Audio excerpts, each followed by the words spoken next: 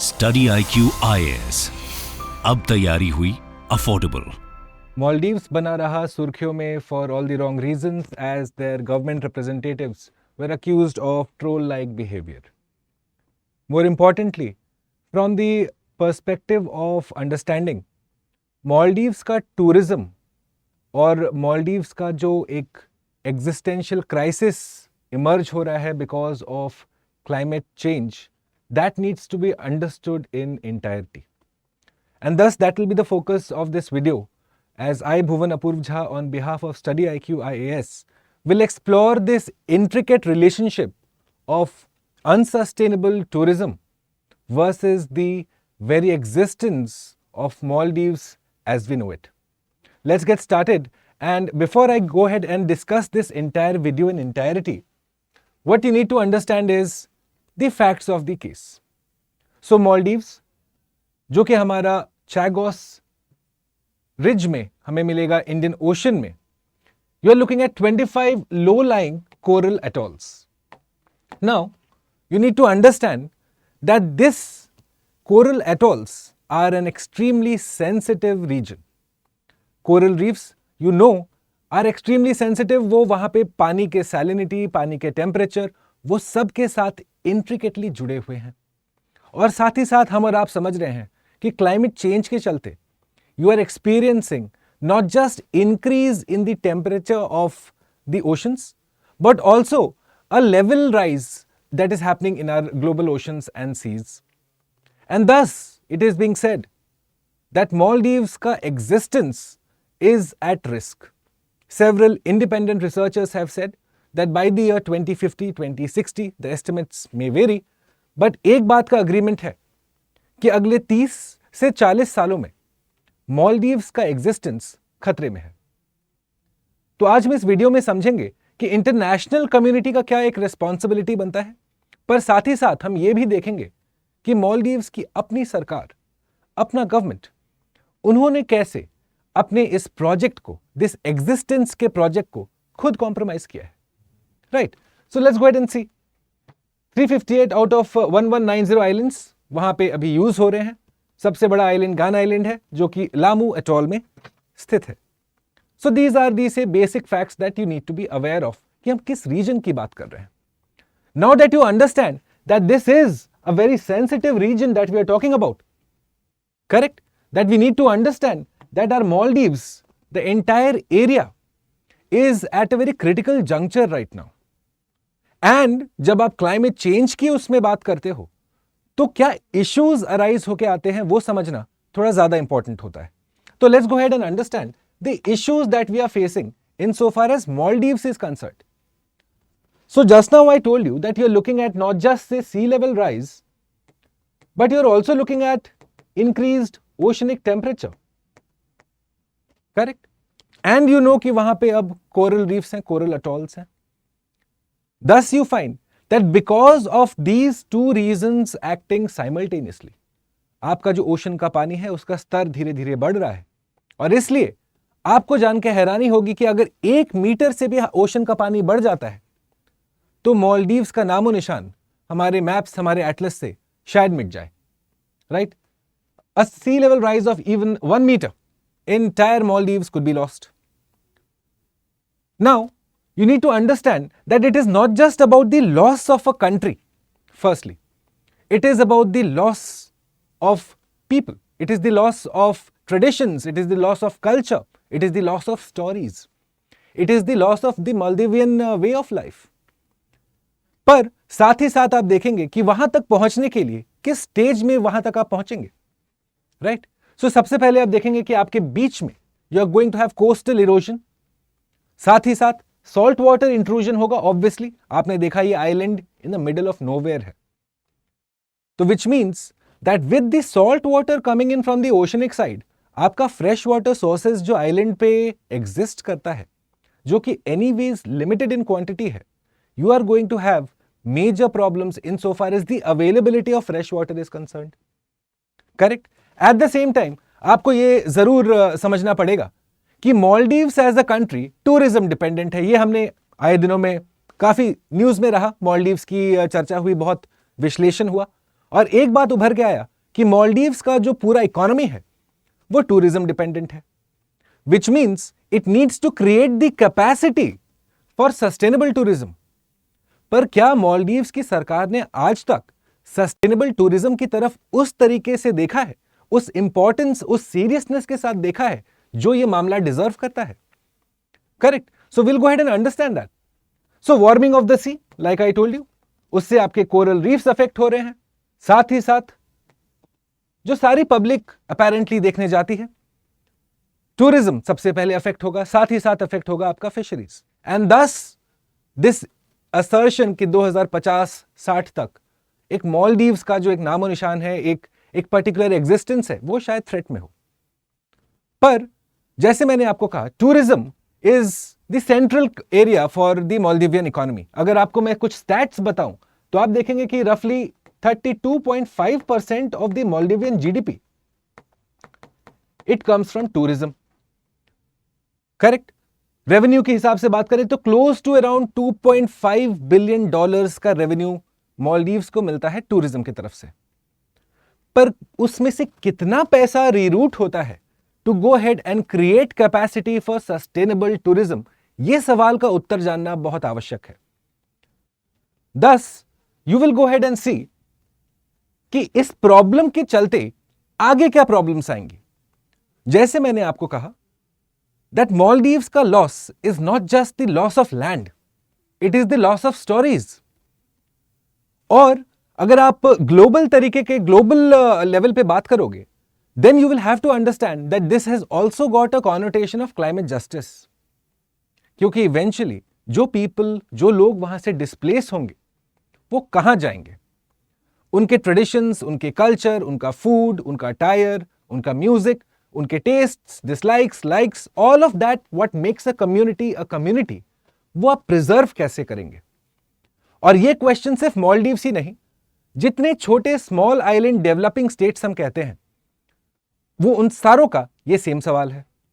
इसलिए रिसेंटली जो कंक्लूड हुआ COP28 यूनाइटेड अरब एमिरेट्स में, उसका सबसे बड़ा क्रिटिसिज्म यही निकल के आया कि जो भी आउटकम डॉक्यूमेंट था उसमें ये small island states, for example Vanuatu, Kiribati, Tuvalu, Maldives, Madagascar, जो छोटे छोटे हमारे आइलैंड्स हैं, उनके कंसर्न्स को COP28 ने एड्रेस नहीं किया है। In fact to the extent I can make the statement that their concerns were sidelined when the final outcome document was being drafted, right? So which is why this climate justice also needs to be understood, because these are the people who are the front line against the battle against climate change, right? So let's look at it. You are looking at the time frame of 2050 that is said कि finally you are going to have an existential crisis for the small island developing states, and thus you find that, well, they have gone ahead and approached the International Court of Justice कि eventually एक regulation हो, एक framework हो, जब ये problem arise होगा, responsibilities assign हो कि इवेंचुअली ये लोग जाएंगे कहां, किन की रिस्पॉन्सिबिलिटीज होंगी। तो ये तो रहा global focus in so far as the existence of Maldives is concerned. पर हमें एक चीज और समझना इंपॉर्टेंट है कि क्या मालदीव्स खुद कितना काम कर पा रहा है, कितने सारे पॉजिटिव स्टेप्स ले पा रहा है for its own public. That is an obligation that has to be it's completely mandatory from the Maldives government. तो वो देखते हैं थोड़ा, क्योंकि recently Human Rights Watch, एक prominent NGO, that came up with a report, and in that report there were several accusations that were made at the Maldivian government which basically point out कि वो अपने लोगों के interest में काम नहीं कर रहे हैं और ब्लाइंडली टूरिज्म के पीछे भाग रहे हैं। एसेंशियली अगर मैं अंग्रेजी में कहूं, they are chasing the unsustainable tourism dream. Eventually why? Because it's the golden egg laying goose. 33% of the GDP coming from tourism, which means आपको टूरिस्ट्स के लिए फैसिलिटीज बनाना जरूरी है, उनके आगमन जाने के लिए, उनके रहने के लिए, खाने के लिए, all of that needs to be factored in your developmental plans. और इस मिराज के पीछे भागने से पहले आपके अपने लोगों का कंसर्न्स मालदीवियन गवर्नमेंट का रिस्पॉन्सिबिलिटी नंबर 1 बनता है। पर ह्यूमन राइट्स वॉच के हिसाब से मालदीवियन गवर्नमेंट ने ये रिस्पॉन्सिबिलिटी को नजरअंदाज किया है. तो let's go ahead and understand. Maldivian government, the report says, has failed to consult local communities ahead of developmental projects. देखिए कैसे स्टोरी फाइनली डेवलप हो रहा है. That the country that is at the forefront in the war against climate change, that will be among the first countries to feel the effects of climate change insofar as mass migration is concerned, that is now standing accused. It stands accused of ignoring the interests of its own people. Right? So let's look at it. It has been accused by the report that the Maldivian government has ignored environmental impact assessment, EIA. Basically, किसी भी project के पहले आप जाके assess करते हो कि मेरे प्रोजेक्ट से इस लोकल एनवायरनमेंट पे, लोकल इकोसिस्टम पे क्या पॉजिटिव एंड नेगेटिव इफेक्ट्स पड़ेगा. Once you have identified the negative effects, उसके बाद आप डिसाइड करते हो कि मैं कैसे अपने लॉसेस को मिनिमाइज करूंगा या मिटिगेट करूंगा. और यह सब होना चाहिए एक निष्पक्ष तरीके से. पर जैसे कि हम आगे देखेंगे, Maldivian government stands accused of diluting environmental impact assessment ताकि वो बना पाए projects for the influx of tourists, and that has come at the expense of the local Maldivian people. Correct? You are also looking at residents who have been harmed, obviously, क्योंकि आपने environmental impact assessment reports को dilute किया, नहीं समझा, नहीं पढ़ा, वो एक एसओपी फॉलो नहीं किया, एक स्टैंडर्ड ऑपरेटिंग प्रोसीजर नहीं फॉलो किया. ऑब्वियसली उसके कॉनोटेशंस तो नेगेटिव होने ही हैं. ओके, एंड ऑब्वियसली साथ ही आएगा आपका loss of biodiversity, coastal erosion, increased flooding, all of that finally pointing to that date जब जाके मालदीव्स का एग्जिस्टेंशियल क्राइसिस रियलाइज हो जाएगा. Thus, the question, my friends, that I want you to ask today is whether you can give Maldivian government a free pass, especially when it comes to climate inaction. They may have done exceptional work in terms of vocalizing on the international fora. COP28 हो, United Nations की meeting हो, आप देखेंगे Maldivian ministers काफी loudly और काफी वोसिफरसली अपनी बात रखते हैं क्लाइमेट एक्शन को लेके. पर क्या अपने घर पे वो सारे जो आप कह रहे हो, क्या आप वो फॉलो कर रहे हो? Are you practicing what are you preaching? कथनी और करनी में फर्क है क्या? वो जानना जरूरी है. ठीक है? So this is the question, the fundamental question. Does Maldives get a free pass to ignore its own environmental laws and international obligations? Right? So let's go forward and let's look at how it has played out. And for that purpose, you will have to go back in history a bit. Maldives के president, former president, President Yamin, he was accused of money laundering. Money laundering for what? For making sure that the infrastructure creation that was happening for the new tourists, जो tourists आने वाले हैं, उनके लिए आपने decide किया कि आप लैंड रिक्लेमेशन करेंगे.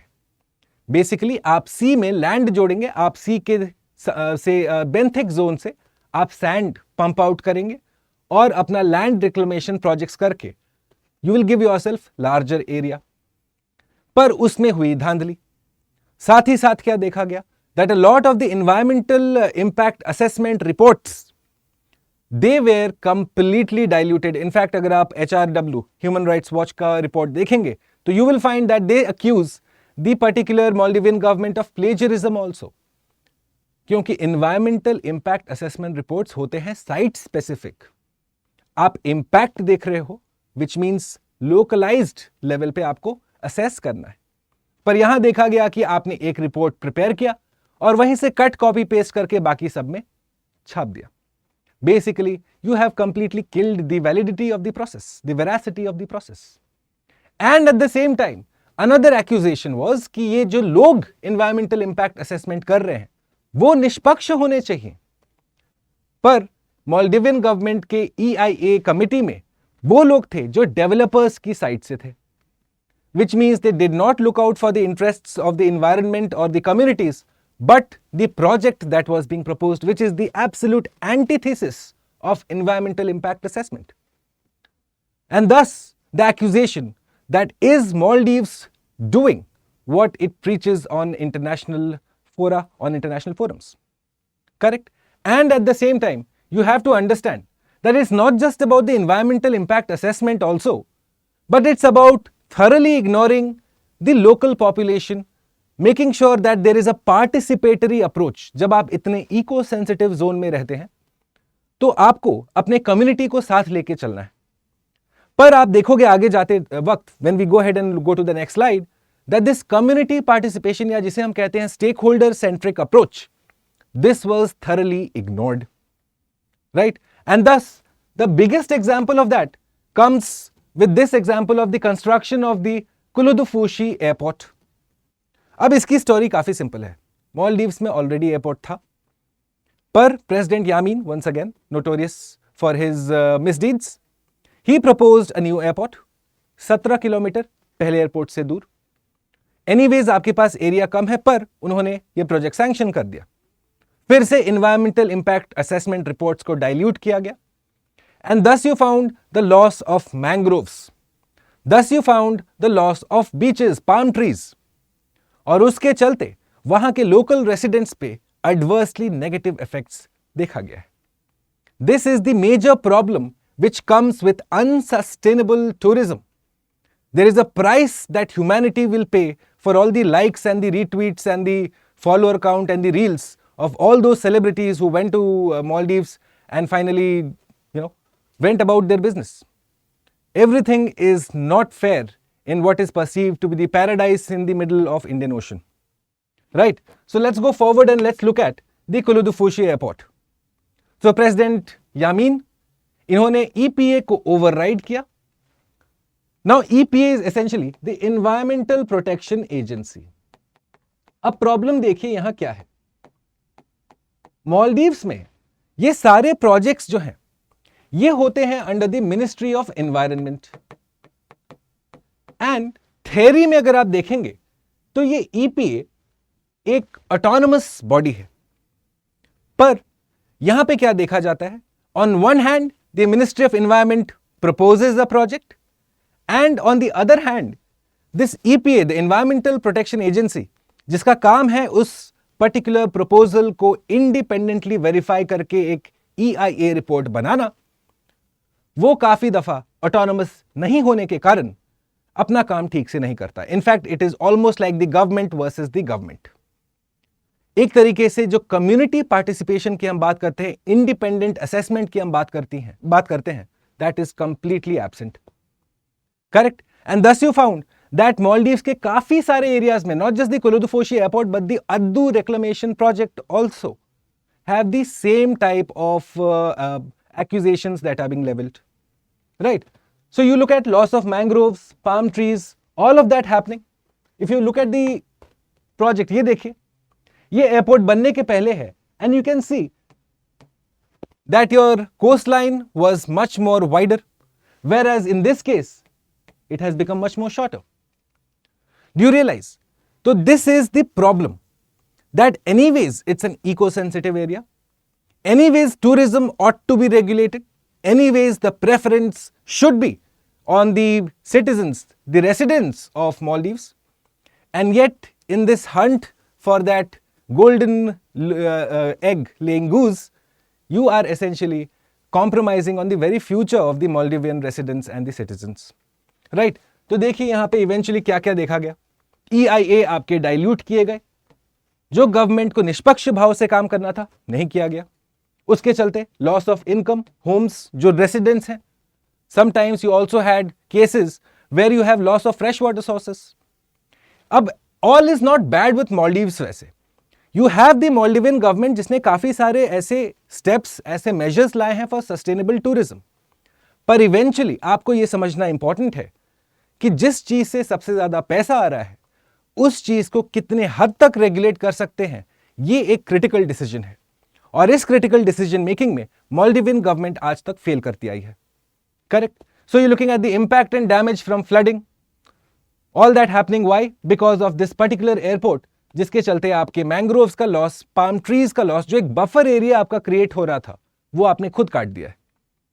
एंड दस this remains the focus and the question that I want to put before you, whether Maldives is guilty of climate inaction at home, whereas shouting vociferously and for the right reasons in international fora.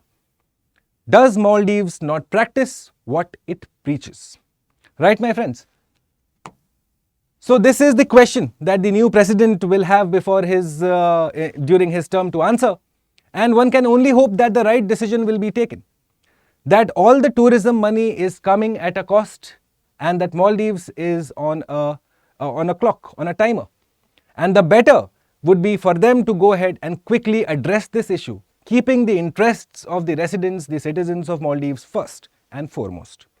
Right, my friends? So for those of you, by the way, who are preparing for the civil services examination, अगर आप ये subject, ये topic समझ पाए, ये पूरा जो theory हम explore करना चाह रहे हैं, if you could grasp the concept, may I tell you about the P2I program of Study IQ, right? This batch being offered in Hindi, English and bilingual, okay? And it's a new year batch, ये शुरू हो रहा है 10th of January को, आपके classes हैं evening. And if you are interested, go ahead and connect with this. Use the code BALIVE. Why? Because you get allotted to my batch. हम इसी तरह बाकी सारे concepts of geography, environment और disaster management, जो कि by the way linked तरीके से पढ़ना है आपको civil services के लिए. Okay? That's first breaking news for you. अगर आपने आज तक नहीं पढ़ाई की है उस शैली में, तो go ahead and connect with this and use the code BALIVE, क्योंकि उसके बाद आप allot हो जाएंगे मेरे batch में. And then we will go ahead and explore and make sure that you are best prepared conceptually as well as in question solving for the future examinations. Right? And the entire PDF of this lecture, I shall upload it on my Telegram channel that goes by the name of Bhuvan Study IQ. और मैं इसी नाम से available हूँ अपने Instagram channel पे, जहाँ पे मैं आपके feedback, आपके comments, bouquets and brickbats, उन सब का प्रतीक्षा करूँगा. Right? So you can also scan it. And with that, my friends, I come to the end of this very brief presentation where we took a look at the unsustainable tourism of Maldives, creating havoc for them not just in the near term but also in the long term. With that, it's a wrap. Thanks for watching. Do consider leaving me a like अगर आपको ये discussion पसंद आया. I'll see you in the next video very soon. Bye. Study IQ IAS. अब तैयारी हुई affordable.